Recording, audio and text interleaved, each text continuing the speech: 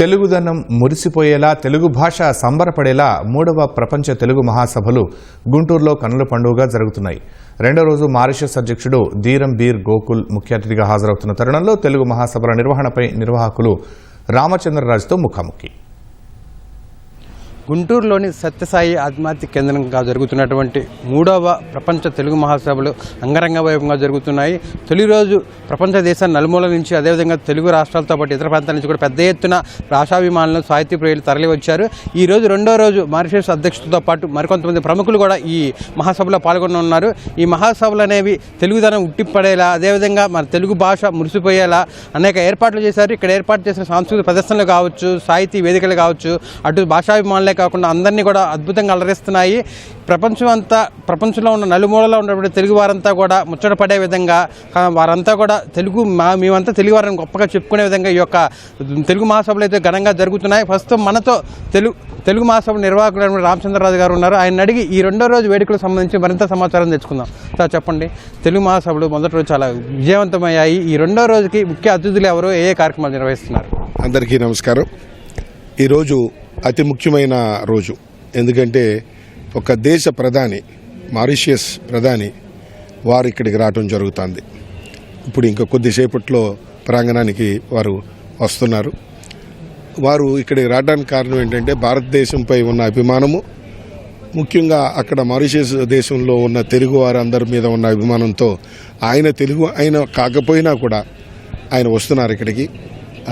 ఇప్పుడు ఆయన రాకతో కార్యక్రమాలు మొదలవుతాయి. ఆల్రెడీ మండల బుద్ధప్రసాద్ గారు ఇలాంటి పెద్దలు అందరూ కూడా వచ్చి ఉన్నారు. ఈ వాళ్ళతో మొదలుపెట్టిన కార్యక్రమాలు పొద్దున్న కార్యక్రమాలు ఉన్నాయి, సాయంకాలం ఉన్నాయి. జస్టిస్ శేషసాయి గారు వచ్చేసారు, ఇక్కడే ఉన్నారు. అందరూ కూడా అతిరథ మహారథులు అందరూ కూడా వస్తున్నారు ఇక్కడికి. ఈ రెండో రోజు వేడుకల్లో ముఖ్యంగా అంటే ప్రధాన ఘట్టాలు ఏంటి, అవి వివరాలు? ప్రధాన ఘట్టం ఒక దేశ ప్రధాని రావడమే. ఇప్పటిదాకా తెలుగుకి సంబంధించి జరిగిన ఎక్కడ కూడా చరిత్రలో తెలుగు సభలు కానీ దేంట్లో కూడా ఇప్పటిదాకా ఎప్పుడు కూడా ఒక ప్రధానమంత్రి వేరే దేశం వాళ్ళు రావడం జరగల. మొట్టమొదటిసారిగా మనం కార్యక్రమంలో ఒక దేశ ప్రధాని గర్వకారణం మనం అందరికీ కూడా. ఇది ప్రభుత్వం తరపున చేస్తున్న కార్యక్రమం కాదు మనము. ఎందుకంటే ప్రభుత్వం కాదు, భాష అన్నది ప్రజలు చేసుకోవాలి తప్ప ప్రభుత్వం మీద బాధ్యత పెట్టకూడదు అన్నది మా ఉద్దేశం. అందుకని ఈ కార్యక్రమం చేస్తున్నాం. అద్భుతంగా సహకరిస్తున్నారు ప్రభుత్వం. ఈ వేడుకలకి మొత్తం ఎన్ని దేశాల నుంచి ప్రతినిధులు కావచ్చు, భాషాభిమానులు కావచ్చు తరలి వచ్చారు, ఆ వివరాలు? 42 దేశాల నుంచి తెలుగు సంఘాలు, ఆ దేశాల్లో ఉన్న తెలుగు సంఘాల ప్రతినిధులు హాజరవటం జరిగింది.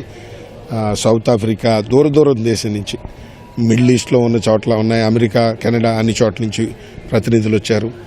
వారికి నిన్న పురస్కారాలు ఇవ్వటం జరిగింది.